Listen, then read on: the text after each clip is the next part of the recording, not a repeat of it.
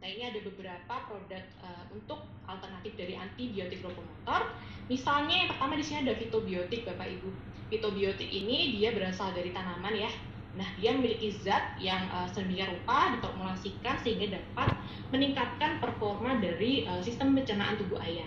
Nah, kita memiliki produk ini OptiGreen yang sebelah kanan ini ya. OptiGreen ini adalah feed aditif ya yang bisa Bapak Ibu berikan untuk ayam sehingga dapat meningkatkan dari sistem pencernaan tubuh ayam, karena dia dapat menyeimbangkan dari mikroflora yang ada di usus ayam. Kemudian juga dari produk yang kedua ini asam organik atau acidifier. Nah, kita memiliki produk untuk asortin. Jadi asortin ini juga bisa digunakan sebagai alternatif pengganti antibiotik growth promoter. Nah, ini tujuannya juga untuk meningkatkan dari performa usus ayam sehingga nantinya pakan yang diberikan ke dalam tubuh ayam ini bisa terserap nutrisinya dan bisa memberikan performa yang optimal pada tubuh ayam. Dan juga ada beberapa alternatif AGP lainnya ya, seperti probiotik dan lain-lain sebagainya. Oke, setelah kita sudah review ya untuk kasus penyakit di tahun 2020. Nah, ini bagaimana prediksi di tahun 2021? Nah, untuk tahun 2021 jenis penyakitnya ini akan mirip dengan tahun-tahun sebelumnya dari review sebelumnya. Seperti untuk penyakit virus ya, ada MD, AI, IB, dan gumboro. Ini akan tetap menunjukkan eksistensinya dan akan kita temukan di lapangan.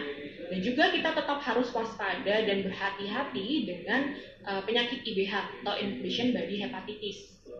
Nah, juga selain penyakit viral, ini kita tidak kalah penting juga harus waspada dengan penyakit bakterial yang utamanya menyerang pernapasan dan pencernaan. Misalnya untuk pencernaan di sini ada kolibasilosis, kemudian koksidiosis, dan juga penyakit pernapasan seperti CRD dan koryza. Ini juga masih dominan kita temukan. Kemudian selanjutnya kita juga harus waspada terhadap penurunan kualitas bahan baku pakan.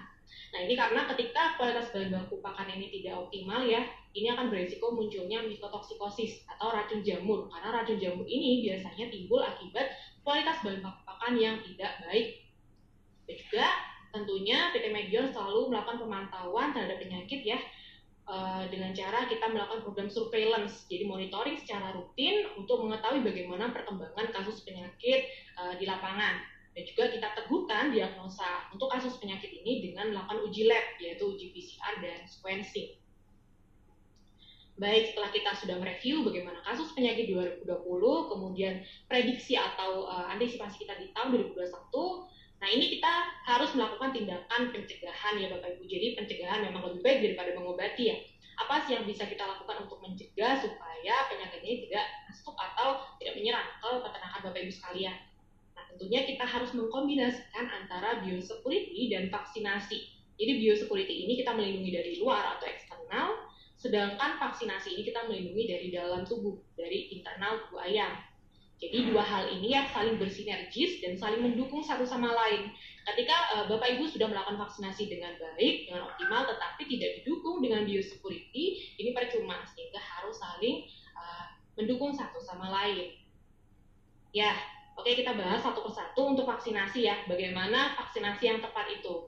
Nah, ini ada 4M ya Bapak Ibu untuk penentu keberhasilan dari vaksinasi. Apa saja 4M ini? Yang pertama ada M, materi. Materi itu berarti adalah vaksinnya dan ayamnya. Jadi vaksin ini kita harus pastikan bahwa kualitasnya baik.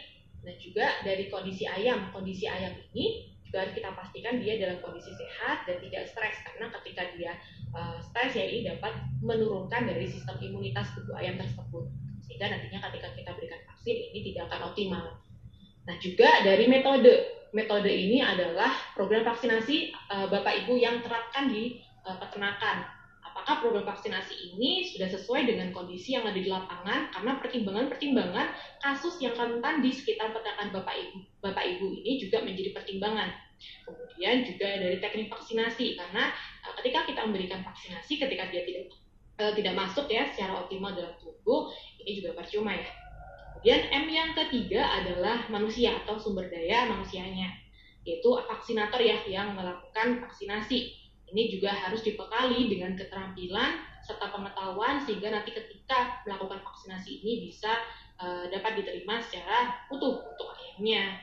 Kemudian yang M keempat ini adalah milieu atau lingkungan. Nah, ini adalah biosecurity yang tadi kita sempat singgung ya. Jadi eksternal, perlindungan secara eksternal dan juga airnya.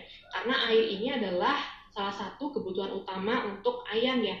Dan air ini juga digunakan untuk pencampuran vaksin.